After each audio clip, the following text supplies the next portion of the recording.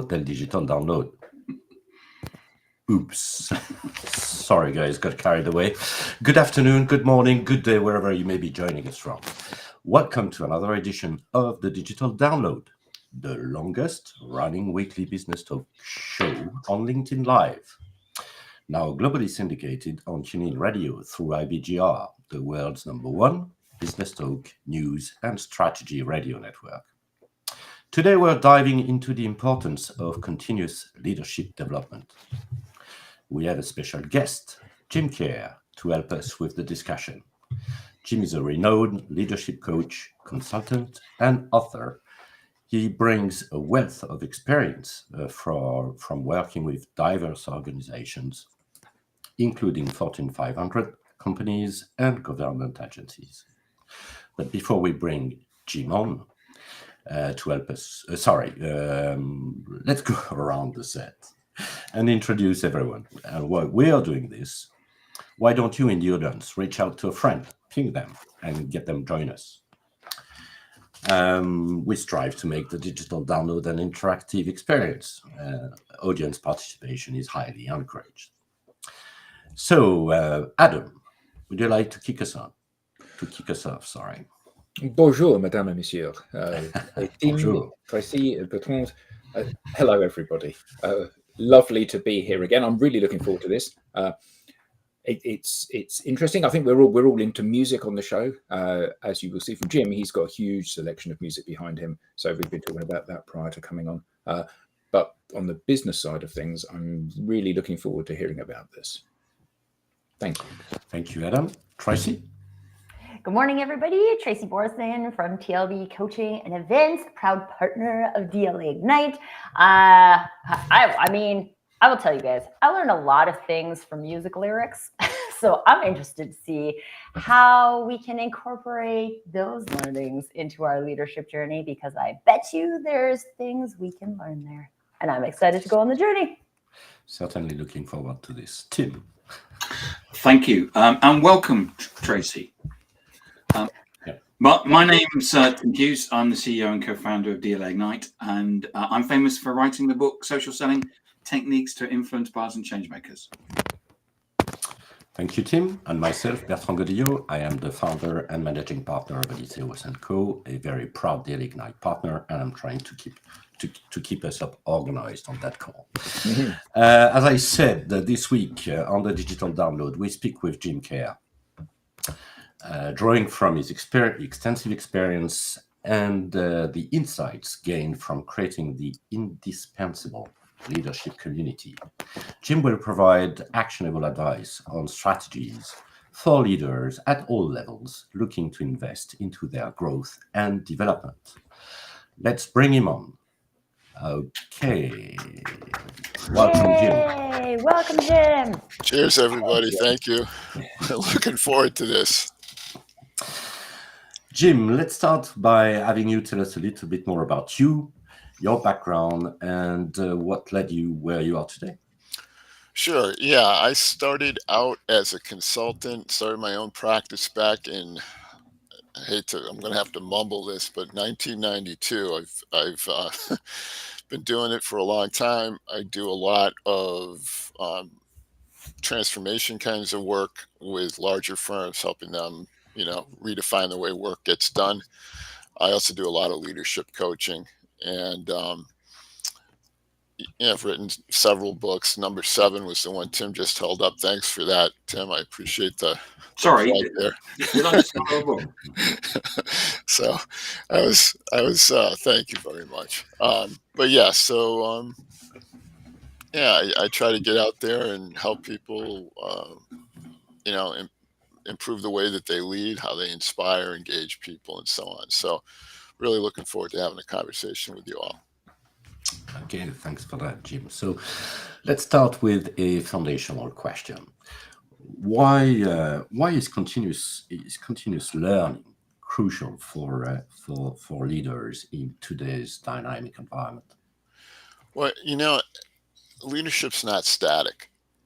And as a consequence, it's on us as leaders to continue to push the envelope and stay with the times and and be able to meet, new workforce expectations. When COVID hit, suddenly the game changed and people weren't coming to the office every day. And we're still impacted by that. And a lot of leaders under the old paradigm are stuck, frankly, right? So we've got to be able to think differently about these things. And I think leadership development and continuous learning are critical to helping these leaders get unstuck and learn the new way of like I say, engaging and inspiring others. So, as a leader, Jim, because we need a starting point. So, how can I, in the first place, identify areas where I need to grow, basically, and prioritize these learning opportunities? Yeah, I think it begins with self-awareness. You've got to be able to kind of look inside yourself and recognize that there's opportunities for improvement. And I think that's where leadership coaching comes in. A lot of times, a coach can help identify some of those blind spots one might have. And it's through that process of self-awareness and maybe having someone who acts as an accountability buddy for you that you can identify things that you want to work on. And then it becomes,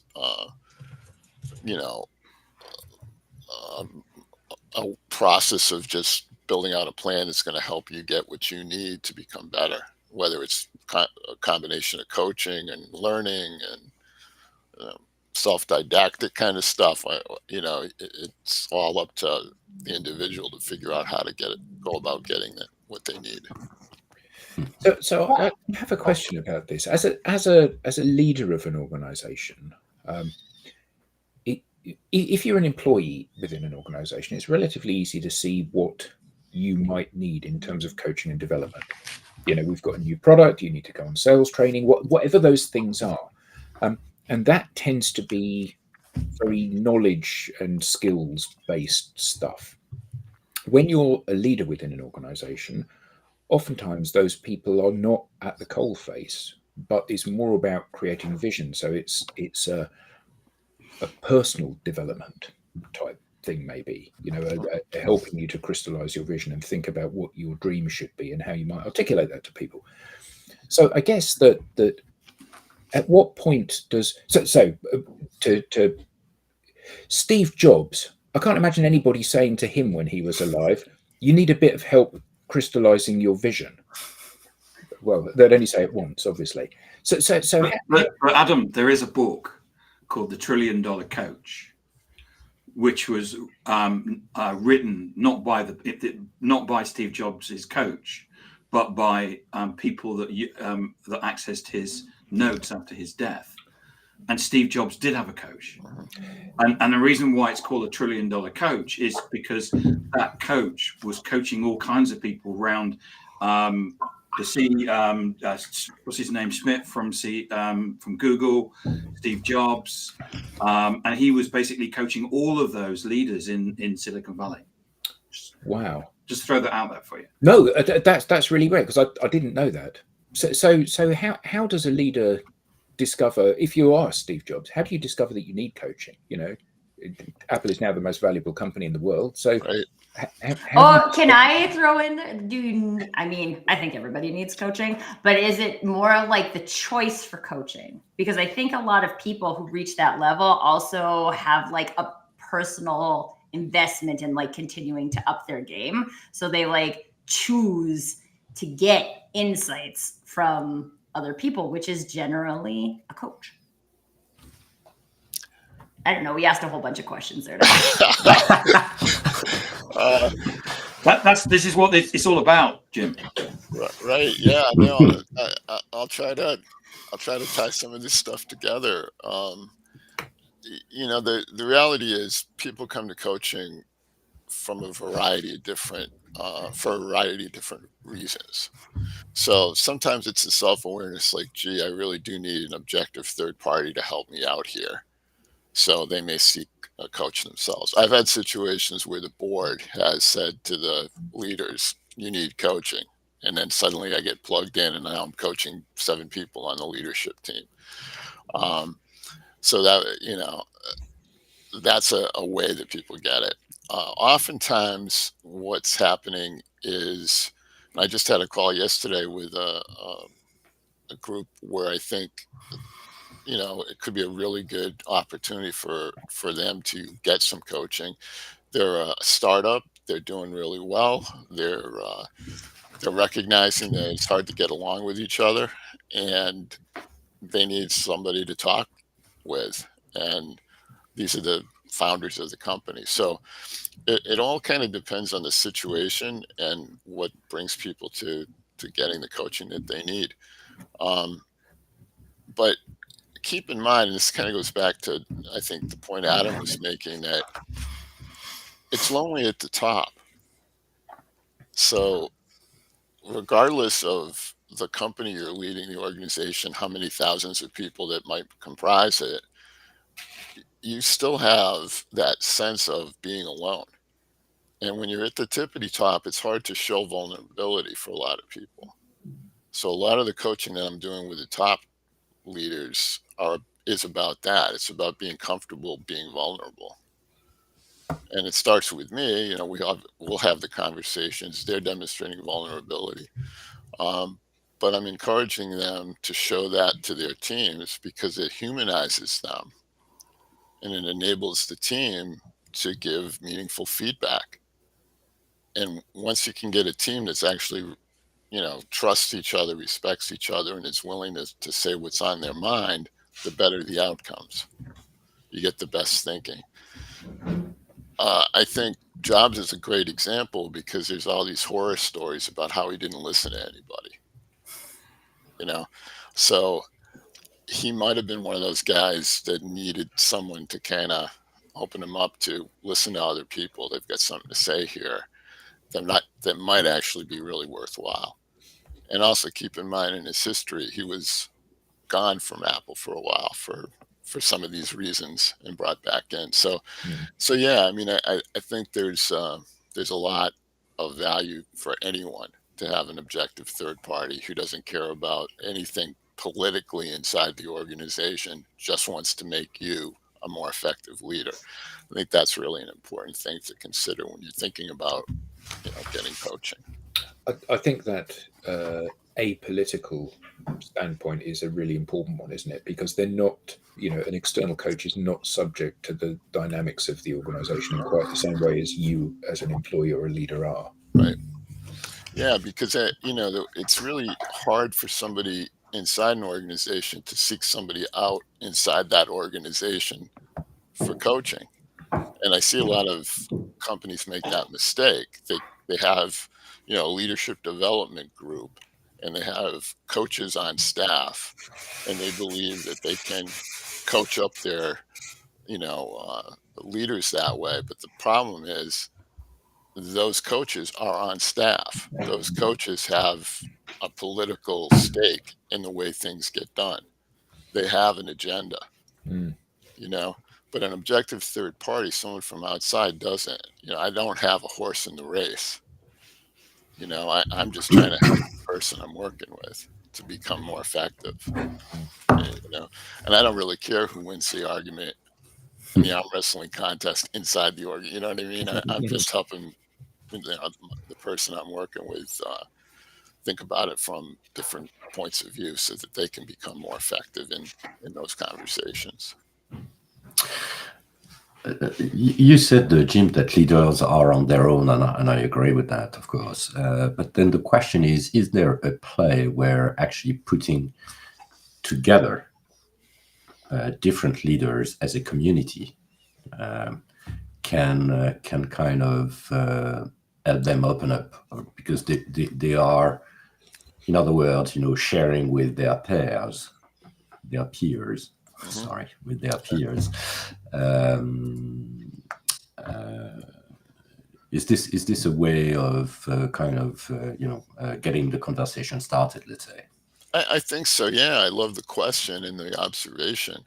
The reality is, I think it behooves us as leaders to create a community of leaders around us. So a lot of what I do through my coaching work is I'm basically bringing a coaching program in-house, and I'll have 10 or 12 people in the program that the leadership team is identified as folks that are either high potentials who need to be built up to be on the succession plan, or even themselves as a leadership team. So yeah, I think there's definitely strength in numbers, and building a community around a leadership team is really critical because they're making the decisions day to day about what's going on in that organization. So the more we can build trust and understanding and respect, the stronger that team's going to be.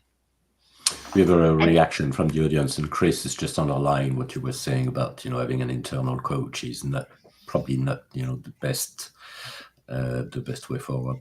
Mm-hmm. I think anytime you have an external third party, it gives you the opportunity for just like that reset, right?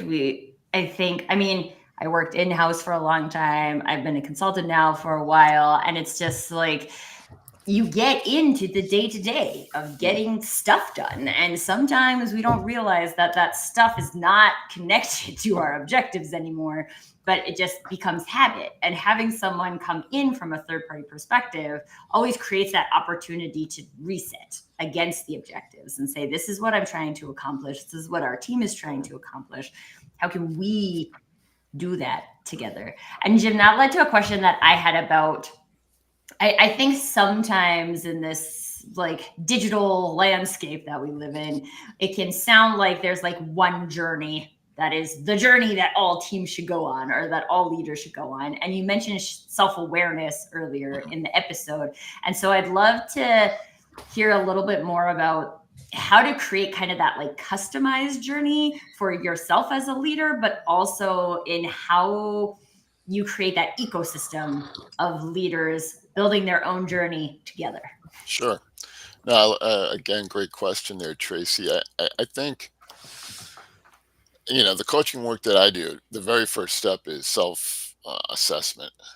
So now we've got a baseline for where this person's starting from. And it's really important to establish that baseline to create a bespoke leadership coaching plan for that person, so that everyone is on their own journey, and we're all stars of our own hero myth, right? So it's important for a coach to recognize the starting point and then discuss what are the things you're ready to do to make changes, because I, as a coach, I can't change you. Only you can change you. I can help you. I can identify some things to work on. I can point you in directions that may make sense and expand your thinking about a particular challenge that you want to overcome. But at the end of the day, you've got to do the work. And if you're not willing to do it, then let's choose another thing to work on. Right. So yeah, it starts with the self-assessment, helps to raise self-awareness. Some organizations also ask me to do the 360 for each person, which gives additional perspective. And what's really powerful about a 360, where you've got input from different players around the individual that I'm working with, is I get to see what their leadership team thinks of them, what their subordinates think of them, what their colleagues at the same level think. And what's remarkable there is incredible blind spots get exposed through this process, because now I've got a self-assessment that says I need these things, and then I'm listening to the input from their colleagues, and wow, what you think you're doing and what they think you're doing are two different things. And that's where we can actually start to really pinpoint, maybe we need to work on something here, because you think you're coming across this way, but your subordinates think that way. And I had a classic example. I was working with a woman high up in the organization, C-level staff member, and she basically kissed up and kicked down. So the CEO loved her because she kissed up to him. But when I started to talk with the people that work for her, they couldn't stand her. She was a micromanager. She was dismissive, disrespectful, always pointing the finger and all that kind of stuff. So we got into it a little bit and started to, I started to talk with her about, why do you think you strike out at the people you actually should be counting on? And she said, well, I get frustrated. I'm impatient. And she had longer hair. So I said, do you have those elastics that you put in your hair? Yeah, of course. I go, you have one, you kind of keep it around your wrist. She said, yeah. I said, you know what? Let's practice this. Every time you get frustrated because someone, from your team knocks on the door and is looking for something from you, and you start to feel yourself getting infuriated, snap it. And that's a reminder that leadership's about them. It's not about you. So when someone knocks on the door, they need something from you. You're there to help them as a leader, right? So she did. She started to practice it. And literally within a few weeks and again, we meet every week. The kind of coaching I do is a weekly commitment. But through that reinforcement and through her practice of snapping the elastic, she was able to remind herself that it's not about getting frustrated and angry because this person doesn't know what they're doing. It's about her providing that individual what they need to be effective. So do you ever find in that situation, so you've got this senior level person, she's sucking up to her boss, and she's a monster to all the people beneath her. And I'm kind of extrapolating what you said, because you didn't actually say that. In more dramatic words. And you conduct some interviews, and the boss thinks, oh, this person's absolutely fantastic, and the people underneath think this person is the worst person I've ever worked for. Mm-hmm. And when you deliver that feedback, do you ever get an instance where, when you deliver that to someone, they're almost in tears as a result of this? Sure, yeah.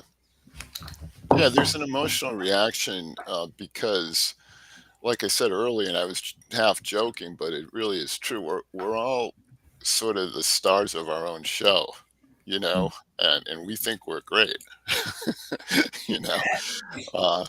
and then someone comes in who is there to help us, and the first thing they say, one of the first things they say is, yeah, maybe you're not so great. There's some things here that we can work on. It can be a shock to the system. And a lot of people resist it initially, frankly.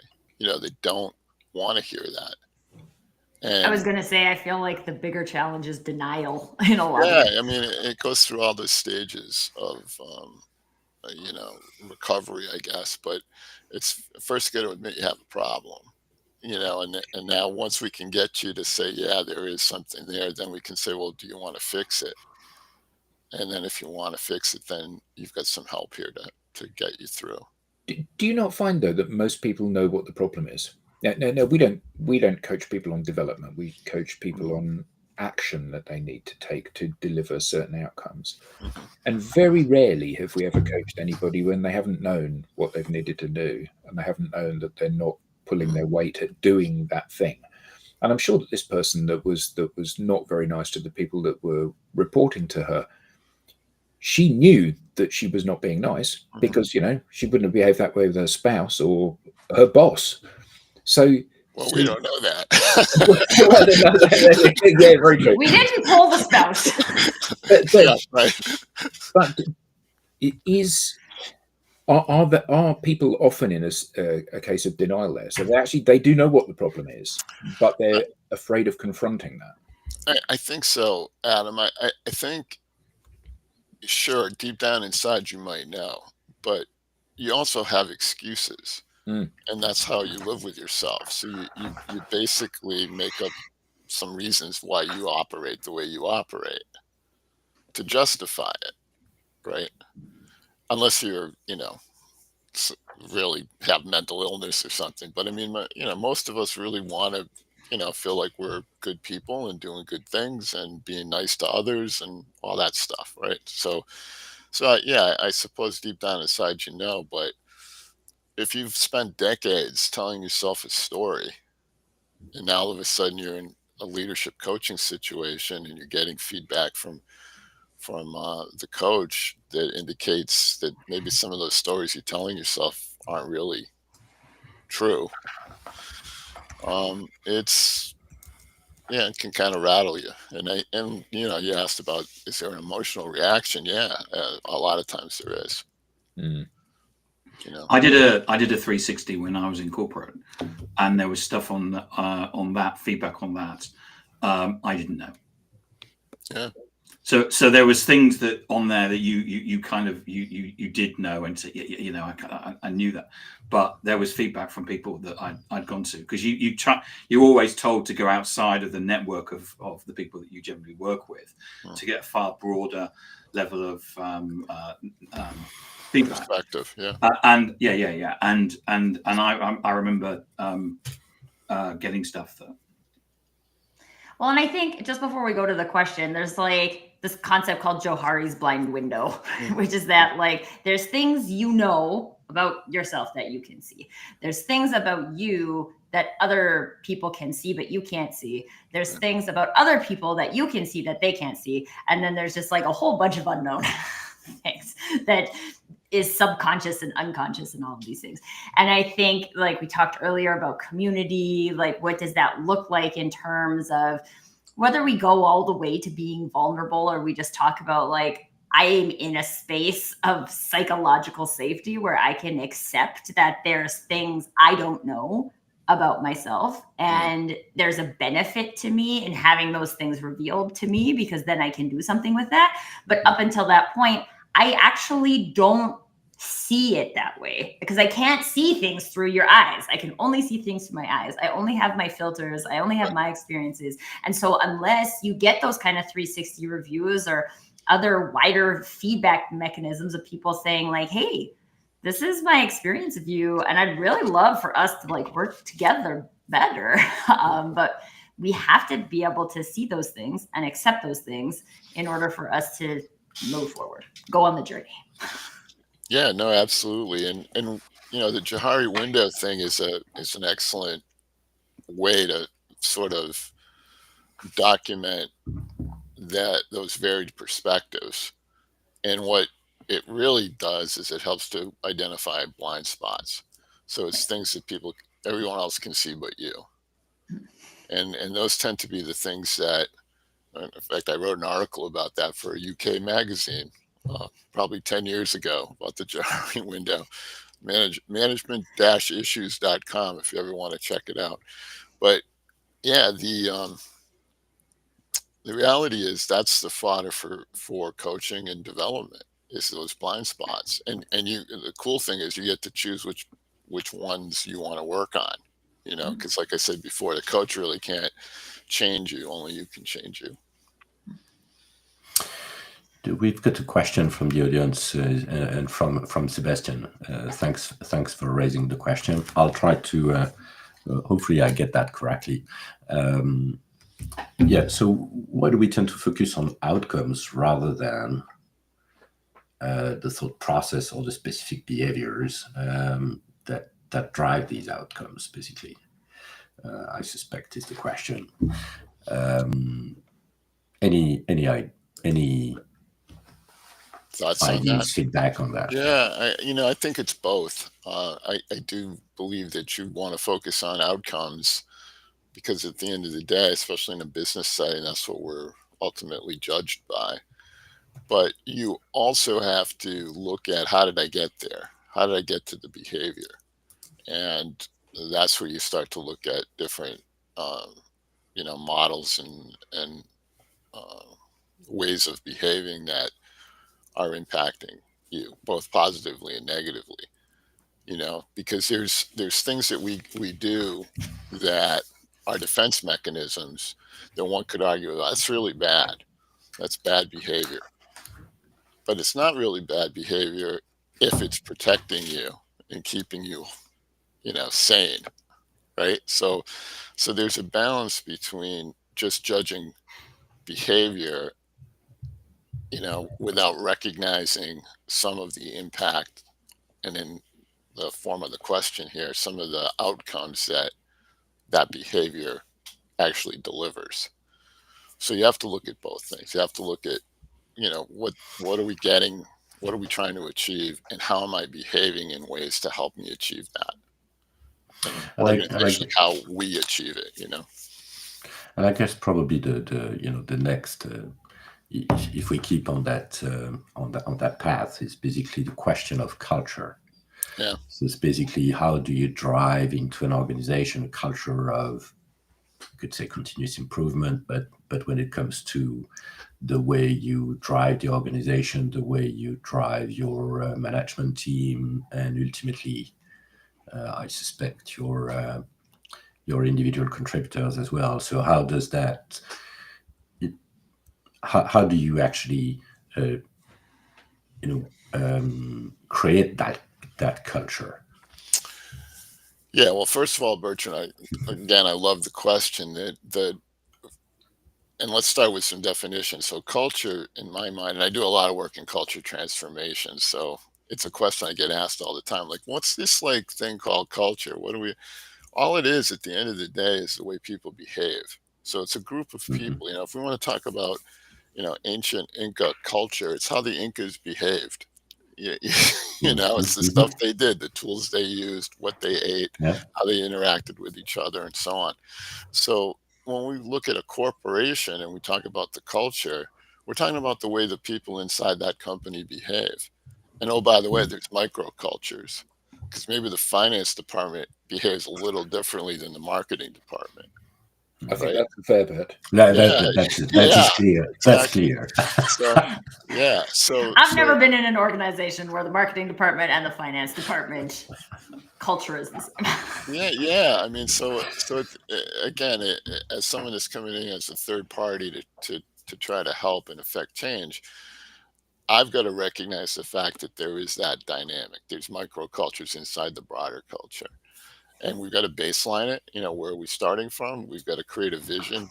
Back to a point that Adam raised earlier in the conversation, and we have to sort of do a gap analysis. What's the difference between where we are today, our baseline, and where we want to be, our vision? And how do we define the work that's necessary to move us from where we are to where we want to go? And that's the culture transformation. It's all those projects and programs that you identify to help you move from your starting point to your target. That's absolutely critical, and you've got to fund and support and execute those initiatives. So that's how we drive change. How does a top leader, to get to your question, Bertrand, how does a top leader affect culture? It's how they behave. And guess what? You can say anything you want to say, but at the end of the day, your people are watching your feet, meaning they're Mm. watching how you behave. It doesn't matter what you're saying. What matters is how you're behaving. And if you indicate that it's okay to be laissez-faire with your commitments, then guess what? You have a culture that lies. Okay. It's really Yeah. interesting you say that, and that's blindingly obvious. However, and there's always a however, we so rarely see leaders walking the walk. What we invariably see is leaders that have a vision that requires all of you guys to do really hard work, but I'm the leader and therefore I'm not going to do the hard work. Mm. So how is that possible? Because these are not exactly well kept secrets, are they? Yeah, I think I would qualify some of what you're saying. I don't think it's always. I think it's No. sometimes, Yeah. that Yeah. the organizations that have dysfunction have what you just described. The leadership team operates differently than the expectations they're setting for their people. That's dysfunction. Okay. Um, you could look at a family unit and say, you guys do, the parents are yelling at the kids, you guys do this. And meanwhile, they're acting the Stop shouting. right. That beautiful Stop smoking. Yeah, Yeah. right, right.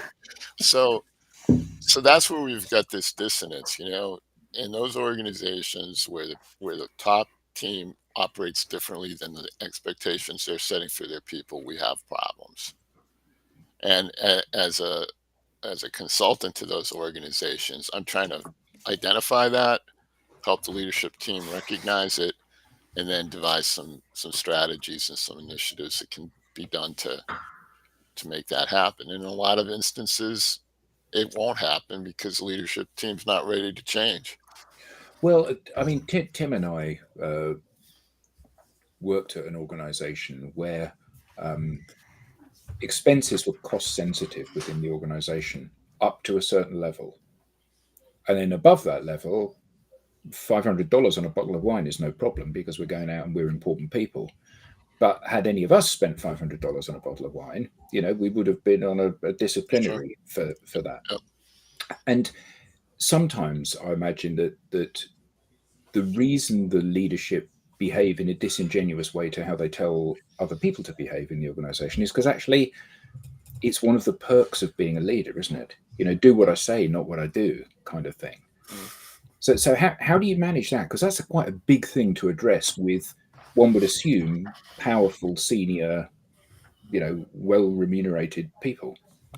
Yeah, I mean, again, it depends on the role and what I'm being asked to accomplish. But if I was sitting on a leadership committee, and oftentimes I become a de facto member of these leadership teams for the organizations that I work with. So I'm attending strategic planning meetings every week and doing all that kind of stuff. What I often ask them is, are you ready to change? Do you want to do what's necessary to help your organization thrive?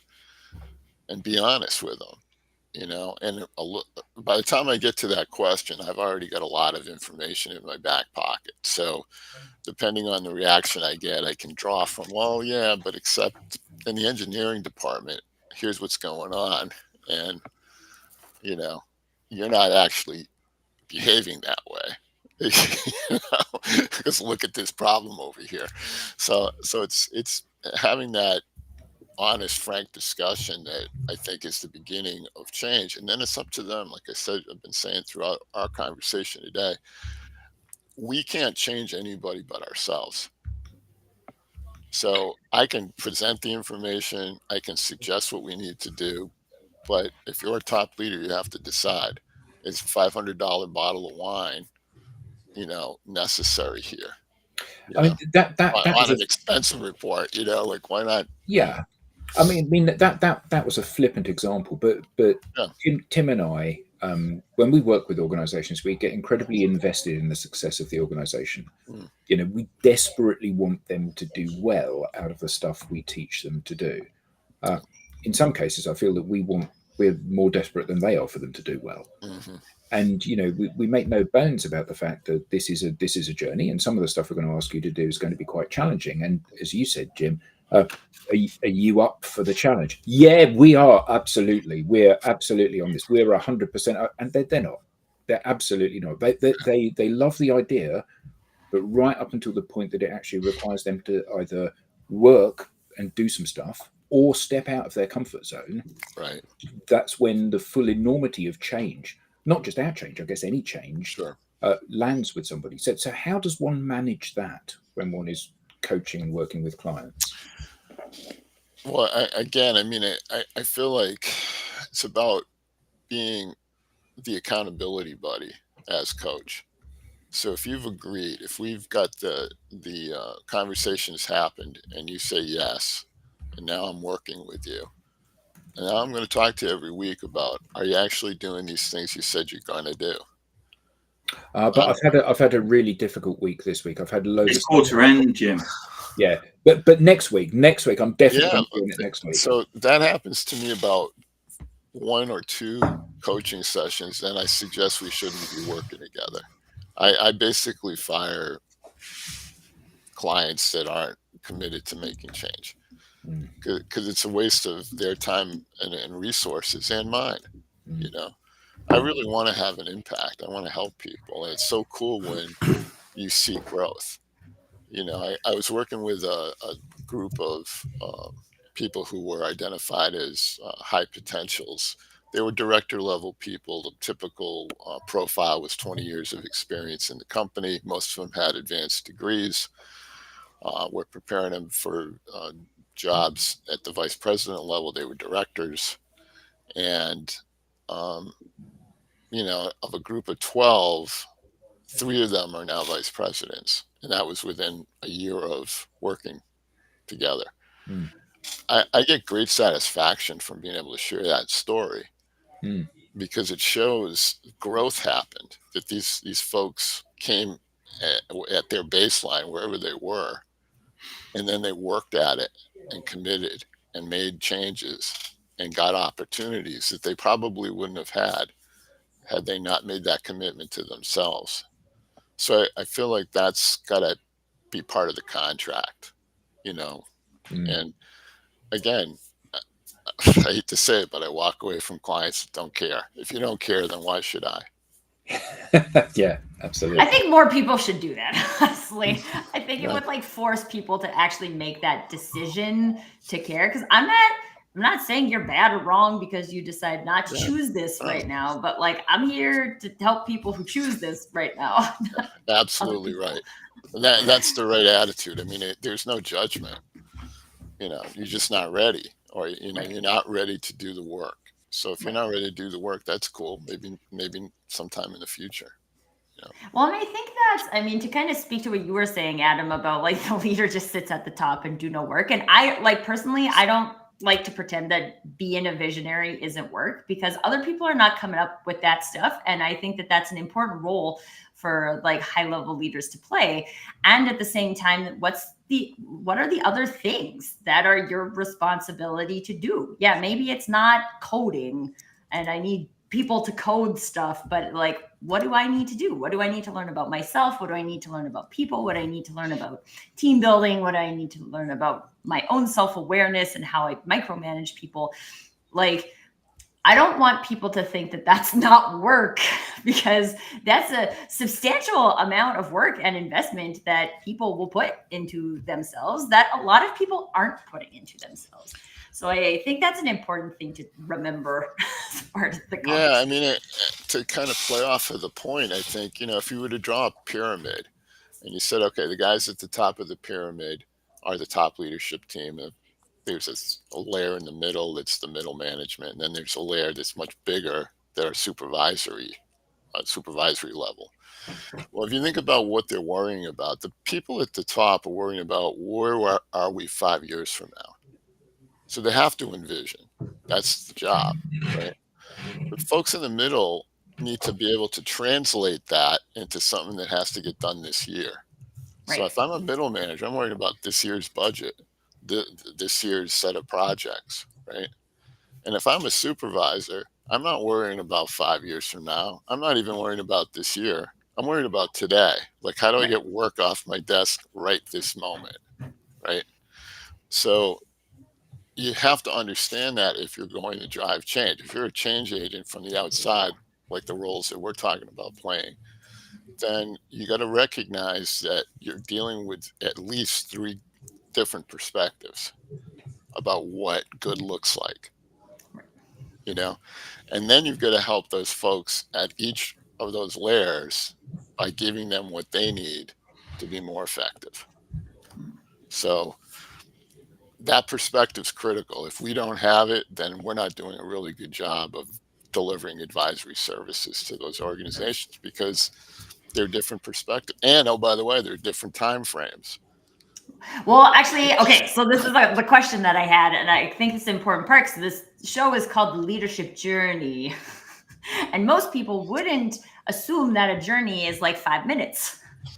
So I'm going to like have one conversation with a coach and then know all the things I'm going to need to know. And then I'm good. Like there is a destination. And while most people would assume when we say journey that there's a destination, I feel personally that in leadership, there's not really a destination. Like this is a continual investment to continuing to go on a journey. Because if we're responsible for what's 5 years from now, and then COVID hits, and now what we thought was going to be 5 years from now is definitely not what's 5 years from now. Like I am in like an evolutionary role, and therefore I need to be evolutionary. And so, whereas even when you look at, we're trying to use the phrase earlier, continuous improvement, like at the lower levels of an organization, there might be like very tactical things that I can implement from a continuous improvement perspective that can be done in 30 days. Right? But a leadership journey, And again, like I would love to hear your perspective on it, Jim. But in my head, a leadership journey is an investment in your career for the like lifetime of your career, and it's ongoing. Yeah, I mean, I think the journey concept I think is effective because it suggests there'll be bumps in the road. So whether it's COVID comes out of left field and all of a sudden we all have to deal with it, the game changes, we have to pivot. Frankly, my coaching work really, you know, went on steroids during that period because there was this whole group of people that, like everyone else on the planet, was like, what is this? Like, is this the end of the world as we know it? And helping folks kind of get through that was a good bit of work, and it was trying to help them see that there are alternatives to the way they've been doing. The paradigm shifted. And what's interesting about paradigms, right, is we really will defend them because we were successful within those paradigms. So if you're successful in your chain of command by doing whatever it is you do, and someone from the outside comes in and says, you're wrong, you got to change, you're going to defend it. You're going to come up with reasons and excuses. And like I say, all the lies we tell ourselves to sleep at night, all that's going to come out. And, to be effective, you got to help people see that for what it is. They need to recognize that behavior in themselves, and then they have to choose to change it. And then that's where coaching comes in, right? Because now we can help. As soon as you say you want to make a change, okay, you got somebody that'll do their best to help you. Should you change? Yeah, I mean, there's some things that you're doing that's excellent and should continue, and if anything, just get better at it. And then there's other things that you're doing that maybe could be done in a different way, and you'd be more effective. And at the end of it all, to tell you the truth, are you happy? Like really. I mean, really, truly, the at the end of a coaching program where I've coached, a person and we've met 25 times over the course of 6 months, right? I'm kind of asking them a question as part of the so long at the end. Are you happier? Like that. I like Yeah, that. because they have to be. If they aren't, then either I didn't do a good job or they didn't do a good job. Jim, can I butt in and change the conversation? Sure. I've seen a lot about this on LinkedIn. I wanted to get your perspective of it. Celebrating success. What's your view on it? I think you should celebrate success by acknowledging it. Like, look at the effort we put in and look at the payoff. Because if you commemorate it in some fashion, it's like, Pavlov's dog. You're basically providing a reward. It's beyond just spoils of the business being successful, but it's the idea that we're commemorating that we've all come together.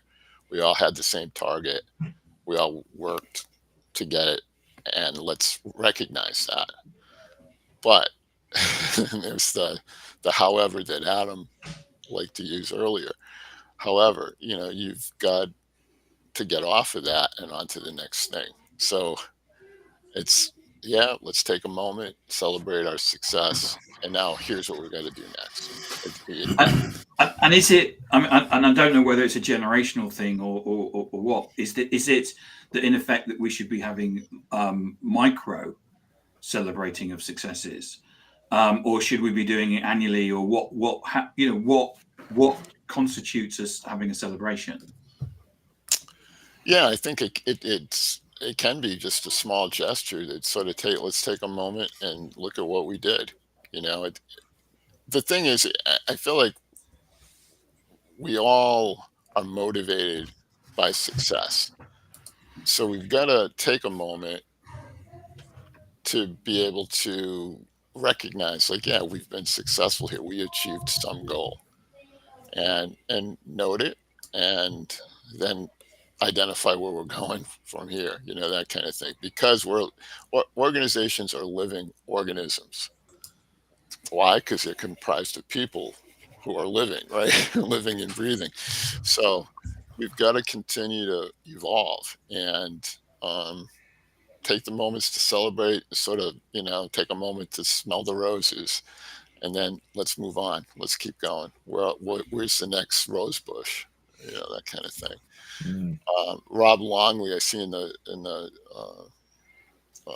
messages there, says that celebrations need to feel natural, not filling a square, and I couldn't agree more. It's got to be just kind of part of the culture, where you're actually able to make those pauses to celebrate, to recognize progress. That's just part of what we do. That's how we operate. That's how we behave in this culture. Jim, there are a few comments and questions in the chat that I'd like to echo and kind of regroup. We've all had a personal assistant dealing with our diaries and our different meetings, etc.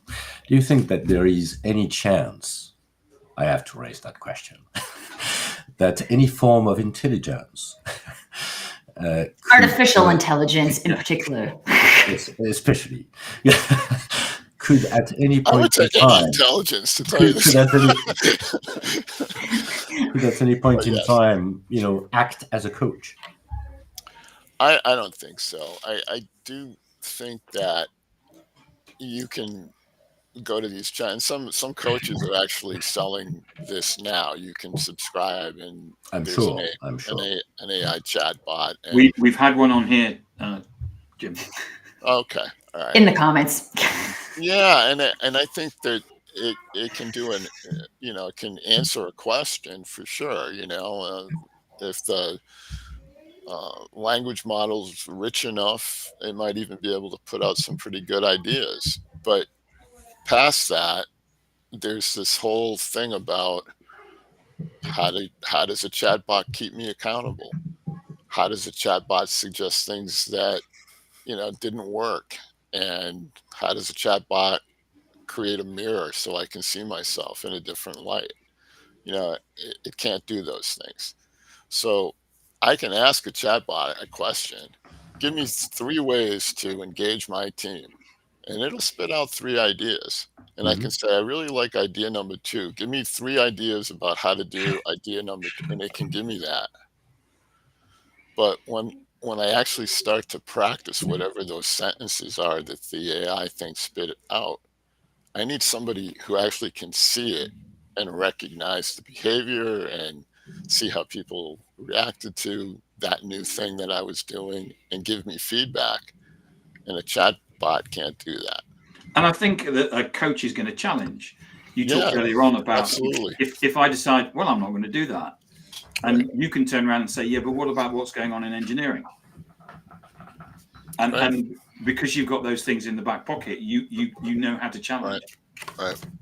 But I think it could be not to say, oh, AI is bad. It's not. I think it's great, and it can complement what we're doing. So I see it as a tool, but it's not a replacement. Thank you, Jim. Really, thanks. It's been really great. Where can we learn more? How can we get in touch with you? Yeah, so I've got a couple of different places to look. One's, and I've created a whole cottage industry around the word indispensable. So if it's indispensable, it's indispensable. Thank you, Tim. But that's the book. Tim holds up Jim's book. Right. That's the most recent book. It just came out in August. It's got 101 leadership tips. Check it out. But you can also find the coaching side is indispensable-coaching.com.